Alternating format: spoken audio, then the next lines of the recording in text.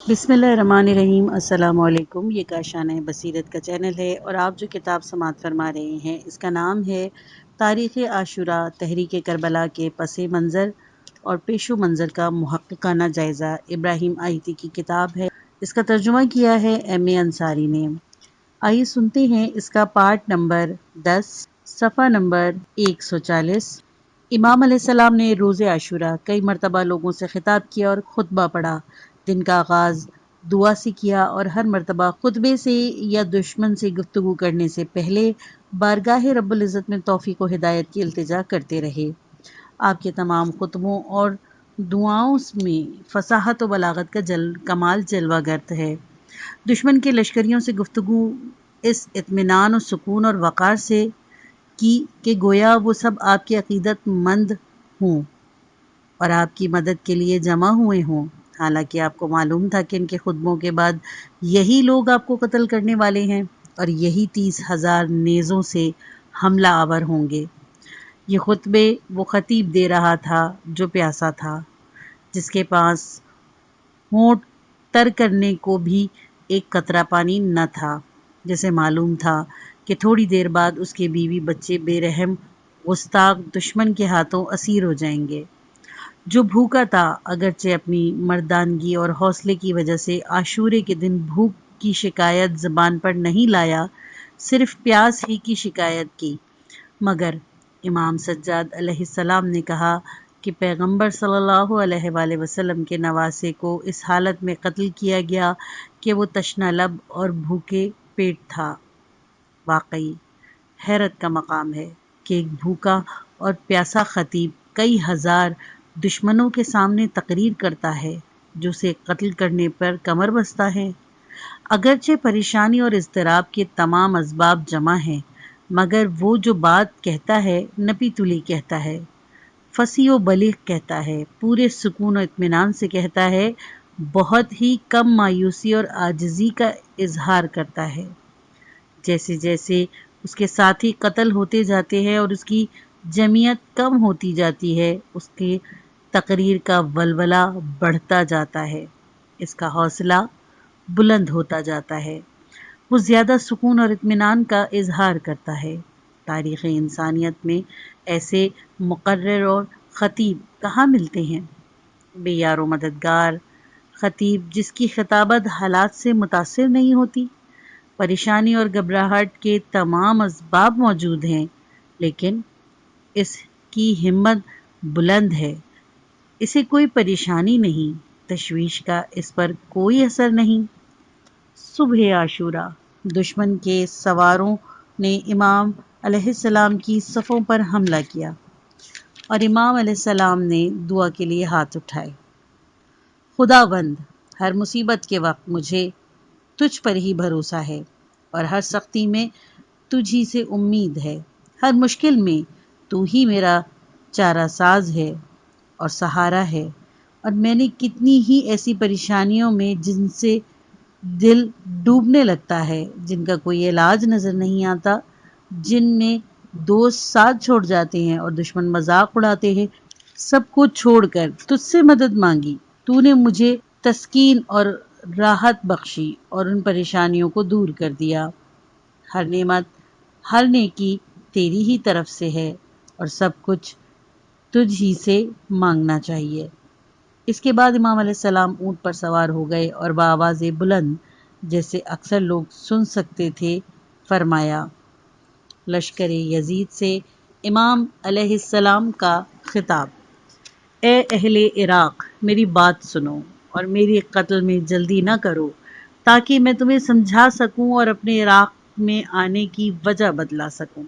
अगर ये वजह तुम्हारे दिल को लगी और तुमने यकीन किया तो मेरे साथ इंसाफ करोगे और ख़ुद अपने लिए खुशबख्ती की राह हमवार करोगे। फिर तुम्हारे पास मुझे कत्ल करने की कोई वजह नहीं होगी।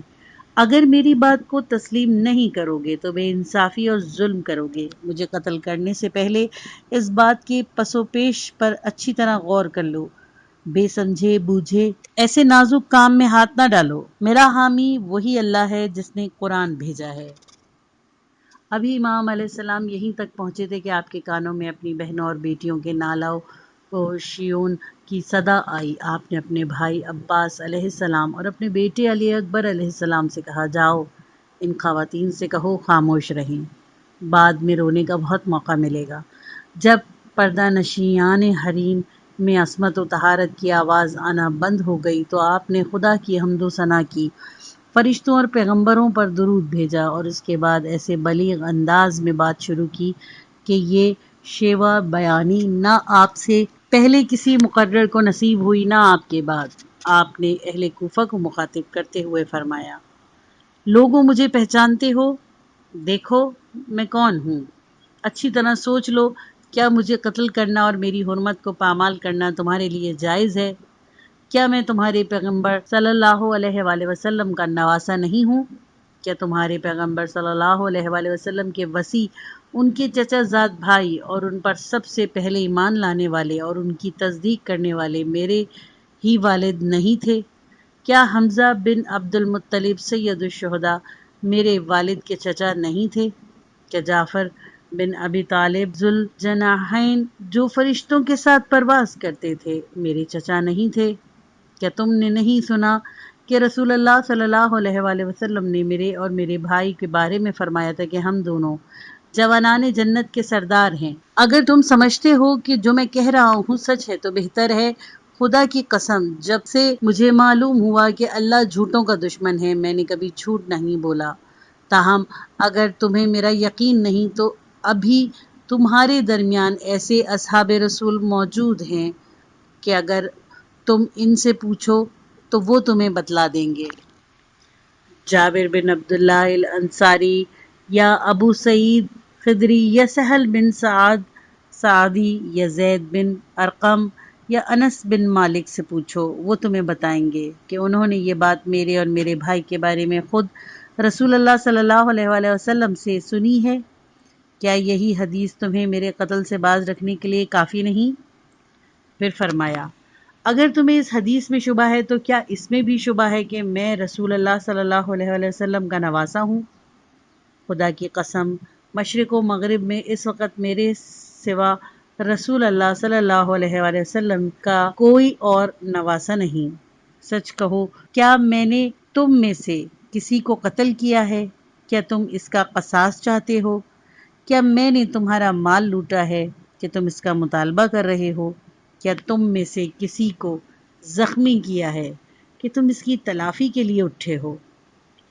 امام علیہ السلام نے اس قسم کی جتنی باتیں کہیں ان میں سے کسی نے کوئی جواب نہ دیا۔ ناچار آپ نے کچھ لوگوں کا نام لے کر ان کو مخاطب کیا اور فرمایا، اے شبث بن ربی، اے حجار بن ابجر، اے قیس بن اشد، اے یزید بن حارث، کیا تم نے مجھے خط نہیں لکھا تھا کہ میوے پک گئے ہیں، زمینیں سرسبز و شاداب ہیں، عراق کے سپاہی آپ کے لیے جان دینے پر آمادہ ہیں، لہٰذا جلد سے جلد عراق کے لیے روانہ ہو جائیے۔ طبری لکھتا ہے کہ ان لوگوں نے امام علیہ السلام کے جواب میں کہا کہ نہ ہم نے کوئی خط لکھا اور نہ ہی ہمیں اس کی خبر ہے۔ جو کچھ آپ کہہ رہے ہیں واقعی پستی اور دانائیت کی انتہا ہے کہ وہی لوگ جنہوں نے خط پر خط لکھ کر امام علیہ السلام کو بلایا اور خطوں پر خود دستخط کیے، آج کمال بے شرمی سے انہیں جواب دے رہے ہیں کہ نہ ہم نے خط لکھا اور نہ ہم نے آپ کو بلایا ہے۔ یہاں ہم ان ذلیل لوگوں میں سے ایک کا تعارف قائرین سے کرانا چاہتے ہیں تاکہ معلوم ہو کہ آدمی دنیا پرستی اور گرگٹ کی طرح رنگ بدلنے میں کہاں تک جا سکتا ہے۔ بعض لوگ واقعی ہر روز رنگ بدلتے ہیں، صبح کچھ اور شام کچھ، ایک دن خدا کے لیے تلوار اٹھاتے ہیں تو اگلے دن خدا کی مخالفت میں۔ آج علی علیہ السلام کے دوست ہیں تو کل ان کے دشمن، ایک دن امام حسین علیہ السلام کو قتل کرتے ہیں تو دوسرے دن ان کے قصاص کا مطالبہ کرنے والوں میں پیش۔ شبث بن ربی یعنی یہی شخص جو اس وقت عراقی فوج کا ایک افسر تھا اور قاتلان حسین علیہ السلام میں سے ایک، کسی زمانے میں سجاح کا مؤذن تھا۔ جب اس عورت نے بنی تیمم کے قبیلے میں نبوت کا دعویٰ کیا تھا تو اس نے اس کی مؤذنی قبول کر لی تھی۔ پھر جب سجاح ذلیل ہو گئی تو شبث اسلام لے آیا، قتل عثمان کے وقت اس کام میں شریک رہا، پھر اصحاب علی علیہ السلام میں شامل ہو گیا، بعد میں علی علیہ السلام کے خلاف بغاوت کی اور خوارج سے مل گیا، پھر خارجیت سے توبہ کر کے گوشہ نشینی اختیار کر لی۔ 61 ہجری میں امام حسین علیہ السلام اور ان کے اصحاب کے قتل میں شرکت کی اور اس کا اسکار بد میں بڑھ چڑھ کر حصہ لیا۔ بعد میں جب مختار بن ابی عبیدہ ثقفی نے خون حسین علیہ السلام کا مطالبہ کیا تو شبز بن ربی جو خود قاتلان امام حسین میں سے تھا، خون حسین علیہ السلام کا بدلہ لینے کے لیے مختار کے ساتھ ہو گیا۔ بعد میں کوفے کی پولیس کا رئیس بن گیا اور حضرت مختار کے قتل میں بھی شریک رہا۔ 80 ہجری کے قریب مر گیا۔ ایسے لوگوں کا اخلاق اور روحانیت میں کوئی حصہ نہیں ہوتا۔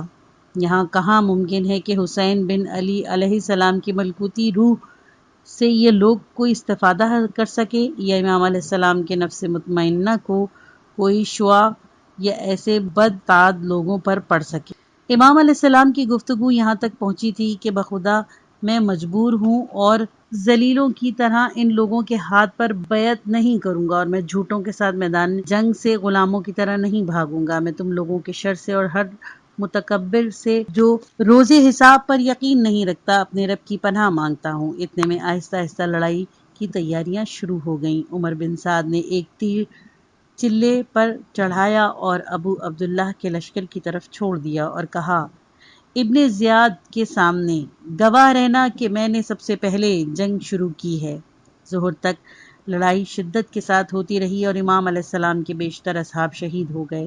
ظہر کی نماز امام علیہ السلام نے بصورت نماز خوف اپنے بقیہ اصحاب کے ساتھ 2 رکعت پڑھی۔ نماز کے بعد پھر اسی طرح لڑائی شروع ہو گئی، یہاں تک کہ جوانان بنی ہاشم میں سے کوئی بھی نہ بچا اور وہ بھی یکے بعد دیگرے شہید ہو گئے، حتیٰ کہ خود خورد سال اور شیر خوار بچے کی بھی شہادت کے درجے پر فائز ہوئے۔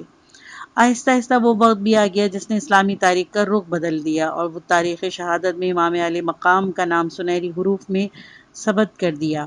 ایمان کی بات تو یہ ہے کہ تاریخ میں روز حسین علیہ السلام یوم عاشورہ جیسا کوئی اور دن نہیں ہے۔ وَسَلَامٌ عَلَيْهِ يَوْمَ وَلَدَ وَيَوْمَ يُمِيتُ وَيَوْمَ يُبْعَثُ حَيًّا۔ تحقیق سے ان لوگوں کی صحیح تعداد معلوم نہیں جو روز عاشورہ امام علیہ السلام کی ہمراہی میں شہید ہوئے۔ مشہور ہے کہ 72 تن شہید ہوئے۔ طبری کے مطابق امام حسین علیہ السلام کے اصحاب میں سے 72 اشخاص شہید ہوئے۔ شیخ مفید نے لکھا ہے کہ عمر بن سعد نے روز عاشورہ ہی امام علیہ السلام کا سر عبید اللہ بن زیاد کے پاس بھیج دیا اور حکم دیا کہ اصحاب اہل بیت میں سے سب شہداء کے سر کاٹ لیے جائیں۔ یہ کل 72 سر تھے۔ اس زیارت میں بھی جو سید بن طاؤس نے اقبال میں نقل کی ہے 72 شہداء ہی کا تذکرہ ہے۔ یہ زیارت جو 252 میں ناحیہ مقدسہ سامرہ سے جاری ہوئی، غالباً امام حسن عسکری علیہ السلام کی طرف سے جاری ہوئی، نہ کہ امام زمانے علیہ السلام کی طرف سے، کیونکہ 252 ہجری تک امام زمانہ علیہ عجل اللہ تعالی فرجہ متولد نہیں ہوئے تھے، اور 8 سال بعد تک یعنی کہ 260 ہجری تک امام یازدہم زندہ تھے۔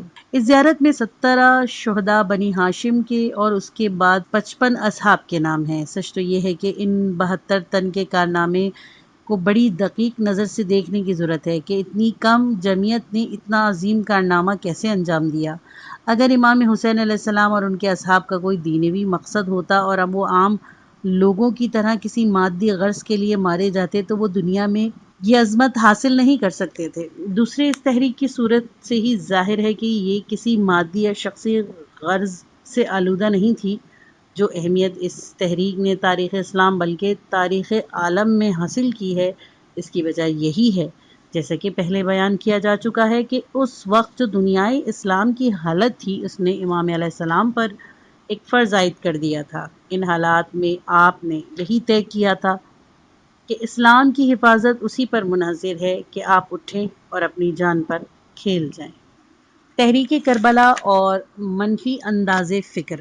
امام حسین علیہ السلام ایک بلند نصب العین لے کر اٹھے تھے۔ ان کا یہ مقصد نہیں تھا کہ یزید کو اقتدار سے ہٹا کر خود حکومت پر قبضہ کر لے۔ انہیں یزید سے کوئی ذاتی دشمنی نہیں تھی، وہ تو حق کے طرفدار تھے، چاہے حق کی جو بھی شکل ہو، اور باطل کے مخالف تھے، چاہے اس کا سربراہ یزید ہو یا کوئی اور۔ یہ 72 تن جو امام علیہ السلام کو ملا کر 73 ہو جاتے ہیں، اس لیے اٹھے تھے کہ تاریخ میں دین زندہ رہے۔ وہ اس لیے نہیں اٹھے تھے کہ ان کے گناہ دھل جائیں اور ان کا معاملہ ان لوگوں سے الگ ہو جائے جو ساری عمر گناہ کرتے رہتے ہیں۔ نہ وہ ان لوگوں میں سے تھے جو مال حرام جمع کر کے دولت اکٹھی کرتے ہیں اور ایک دفعہ کربلا یا مکہ جا کر پاک صاف ہو جاتے ہیں۔ اپنے مال حرام میں سے کچھ وقف بھی کر دیتے ہیں تاکہ خدا ان کے بقایا مال سے چشم پوشی کر لے۔ یہ 72 افراد مجموعی طور پر نہ گناہگار تھے نہ قرضدار۔ ان کے قائد امام حسین علیہ السلام تو معصوم تھے، جو عمر بھر ہر چھوٹے بڑے گناہ سے مبرہ رہے۔ جوانان بنی ہاشم کا بھی شعار تقویٰ تھا اور وہ حلقہ عصمت میں ایک مقام رکھتے تھے۔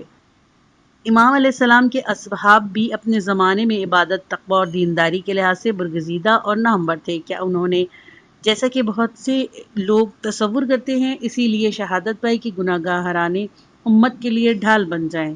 یعنی اگر اس سے پہلے مسلمان یا شیعہ ڈرتے ڈرتے گناہ کرتے تھے تو اب امام علیہ السلام اور ان کے اصحاب کی شہادت کے بعد پوری بے باکی اور اطمینان کے ساتھ گناہ کریں گے، جتنا چاہیں لوگوں کو دھوکہ فریب دیں اور حساب کتاب، جزا و سزا کا ذرا برابر خوف دل میں نہ لائیں، کیونکہ امام حسین علیہ السلام نے گناہ گاران امت کی خاطر جان دی ہے، اور امام علیہ السلام اس لیے شہید ہو گئے کہ امت کے گناہ بخش جائیں۔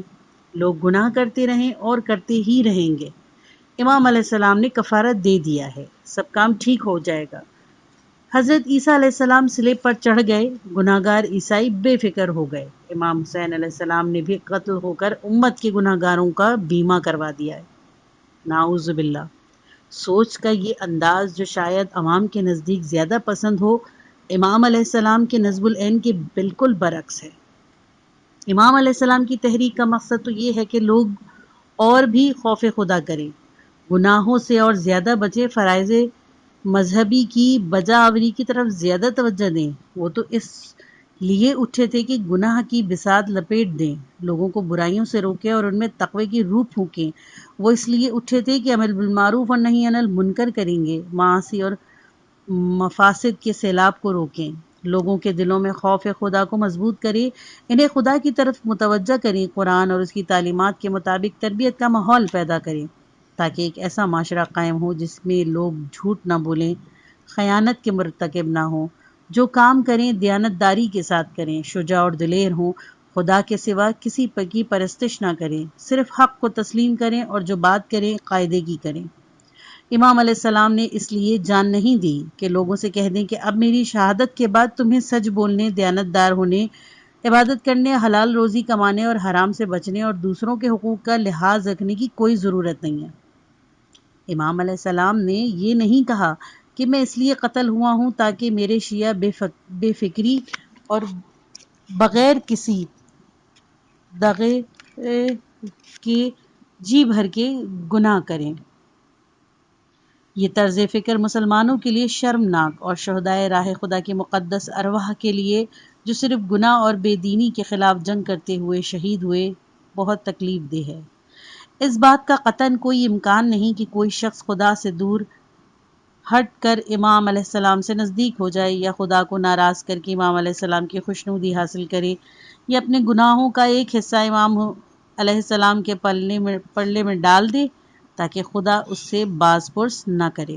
جو لوگ یہ طرز فکر رکھتے ہیں وہ نہ فقط اسلام اور روح اسلام امام حسین علیہ السلام کی تحریک سے غداری کرتے ہیں، بلکہ یہ کہا جا سکتا ہے کہ انہوں نے شہادت امام علیہ السلام کے سرمایے سے اللہ کے قانون نے حرام و حلال اور عذاب و ثواب کے مقابلے پر اپنا الگ کاروبار جمایا ہے۔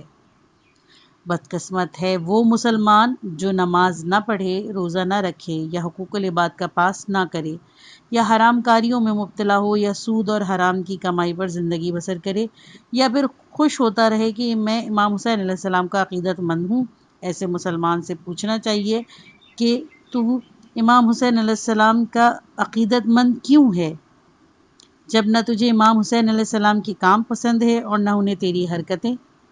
وہ راست گو تھے، تو جھوٹ بولتا ہے، وہ دیانت دار تھے، تو بد دیانت ہے۔ انہوں نے شب عاشورہ میں اس لیے مہلت لی کہ ایک رات نماز و دعا استغفار اور تلاوت قرآن پاک میں گزاریں۔ تیری اکثر راتیں معصیت اور ناپسندیدہ کاموں میں گزرتی ہیں۔ انہوں نے راہ خدا میں سب کچھ قربان کر دیا، تو خدا کی راہ میں پھوٹی کوڑی بھی خرچ کرنے کا روادار نہیں۔ بہت سے لوگ امام حسین علیہ السلام کے اس لیے عقیدت مند ہیں کہ انہوں نے امام علیہ السلام کو سمجھا ہی نہیں۔ وہ اس خیال میں ہیں کہ ہو سکتا ہے کہ محض کوئی معمولی سلام و دعا سے امام علیہ السلام کو اپنا طرفدار بنا لیں گے۔ ایسے ہی بہت سے لوگ بلا وجہ امام مہدی علیہ عجل اللہ تعالیٰ فرجہ کے ظہور کے انتظار میں بیٹھے ہیں۔ وہ یہ نہیں سمجھتے کہ امام کے ظہور سے ان کا کوئی بھلا نہیں ہوگا، کیونکہ وہ جس امام کی وہ آس لگائے ہوئے ہیں وہ کبھی ظاہر ہی نہیں ہوں گے، اور جو امام ظاہر ہوں گے وہ اپنے مریدوں میں روپیہ اور نوکریاں تقسیم نہیں کریں گے۔ اس سادگی پہ کون نہ مر جائے اے خدا، لڑتے ہیں اور ہاتھ میں تلوار بھی نہیں۔ جو شخص پیغمبری اور امامت کا صحیح مفہوم سمجھتا ہے وہ اس قسم کی غلط فہمیوں میں مبتلا نہیں ہوتا، اور خدا کے مقابلے میں پیغمبر و امام کا کارخانہ نہیں کھولتا۔ وہ جانتا ہے کہ پیغمبر و امام کی بزرگی خدا کی بندگی کی بنیاد پر قائم ہے، اور خدا کا بندہ بنے بغیر کسی پیغمبر یا امام سے فائدہ نہیں اٹھا سکتا۔ گر تو خواہی ہری و دل زندگی، بندگی کن بندگی۔ امام حسین نے روز عاشورہ اس قدر آفات اور باوجود اس کے کہ دشمن چند لمحے بھی نماز کے لیے جنگ بند کرنے پر تیار نہیں تھا، عین مارکہ کارزار میں ظہر کی نماز باجماعت ادا کی۔ یہ امام علیہ السلام اس بات سے کیسے راضی ہو سکتے ہیں کہ کوئی بجائے نماز کے صرف عزاداری کرے، یا ان کی شفاعت کی امید پر واجبات کو نظر انداز کر دے اور برے کاموں کا مرتکب ہو۔ عزاداری امام حسین علیہ السلام سے تو دین شناسی میں اور بھی اضافہ ہونا چاہیے، کیونکہ عزاداری خدا سے نزدیک کرتی ہے اور گناہ و معصیت سے دور کرتی ہے، تعلق مع دین کو مضبوط کرتی ہے اور روح توحید کو زندہ کرتی ہے۔ مگر یاد رکھنا چاہیے کہ مجلس عزائے حسین علیہ السلام اس وقت خدا کی خوشنودی کا سبب اور موجب اجر و ثواب ہیں جب اللہ کی بندگی کی حدود میں انجام پائیں، ان میں جھوٹ نہ ہو، کوئی ناجائز کام نہ ہو، گناہ کے ذریعے خدا کی عبادت نہیں کی جا سکتی اور حرام کو عبادت کی تحمید نہیں بنایا جا سکتا۔ اللہ تعالیٰ اسی عمل کو قبول کرتا ہے جو تقوی کی حدود میں انجام دیا جائے۔ جو عمل تقوی کے ساتھ کیا جائے گا ضرور قبول ہوگا، اور اس سے نفس کی اصلاح اور کسی نہ کسی حد تک روحانی ترقی ہوگی۔ یہ ممکن ہی نہیں ہے کہ کوئی نیک کام کیا جائے اور اس کا اثر باطن پر نہ پڑے۔ یہ نیک کام کا اچھا اثر ہی تو ہے جو ثواب اخروی کی صورت میں ظاہر ہوتا ہے۔ کیسے کسی کام سے ثواب ہونے کے اس کے وقت تک کوئی معنی نہیں جب تک اس کا روح پر اچھا اثر نہ ہو، اسی طرح کسی کام کے موجب عذاب ہونے کا بھی اس وقت تک کوئی معنی نہیں جب تک روح پر اس کا برا اثر مرتب نہ ہو۔ وہ لوگ سخت غلط فہمی میں مبتلا ہیں جو بظاہر نیک کام کرتے ہیں لیکن ان کے باطن پر کوئی اثر نہیں ہوتا، نہ ان کی کوئی روحانی ترقی ہوتی ہے، پھر بھی وہ یہ سمجھتے ہیں کہ انہوں نے بے شمار ثواب کما لیا۔ نیک کام سے انسان کی روحانی تربیت اور اصلاح باطن ہونی چاہیے، رذائل کا قلقمہ اور اخلاقی فضائل کی ترقی ہونی چاہیے۔ اگر نیک کام پر یہ اثر مرتب نہ ہو تو سمجھ لینا چاہیے کہ یا تو وہ کام اچھا نہیں تھا یا صحیح طریقے سے انجام نہیں دیا گیا۔ ایسی حالت میں تو اکثر توقع کے برخلاف نفس انسانی پر الٹا برا اثر پر بھی پڑ جاتا ہے۔ سورہ کہف آیت نمبر 110۔ جو اپنے رب سے ملنے کا خواہش مند ہو اسے نیکی اختیار کرنی چاہیے۔ ماہ محرم 61 ہجری میں دریائے فرات کے کنارے سرزمین عراق میں جو واقعہ پیش آیا وہ اس زمانے میں تاریخی لحاظ سے بہت ہی معمولی اور غیر اہم نظر آتا تھا۔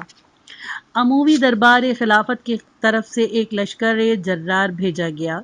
اس نے اس جماعت کا محاصرہ کر لیا جس کی تعداد 100 سے بھی کم تھی، اور اس کے ارکان پر دباؤ ڈالا کہ خلیفہ وقت کی بیعت کرے اور اس کے حکم کے سامنے گردن کو تسلیم خم کر دیں۔ چونکہ اس جماعت نے بیعت کرنا قبول نہ کیا، لہٰذا سخت جنگ چھڑ گئی، جس کا فیصلہ ایک دن سے بھی کم مدت میں ہو گیا۔ اس چھوٹے سے لشکر کے سب افراد مارے گئے۔ اس وقت ایسا معلوم ہوتا تھا کہ یہ حادثہ بھی دیگر سینکڑوں حادثوں کی طرح اس انسانی تاریخ کے کسی گمنام گوشے میں دفن ہو جائے گا اور وقت گزرنے کے ساتھ فراموش کر دیا جائے گا۔ اس حادثے کی وجہ سے اس وقت کے مسلمانوں کی زندگی کے عام معمولات متاثر نہیں ہوئے۔ ہر شخص اپنے اپنے کاروبار میں اسی طرح منہمک رہا جیسے پہلے تھا۔ پیشہ ور اپنے پیشے میں لگے رہے، مسجدیں ویسے ہی آباد رہیں، نماز باجماعت ہوتی رہی، خطیب حسب دستور ممبر پر حلال و حرام، بہشت و دوزخ اور ثواب و عذاب کی باتیں کرتے رہے۔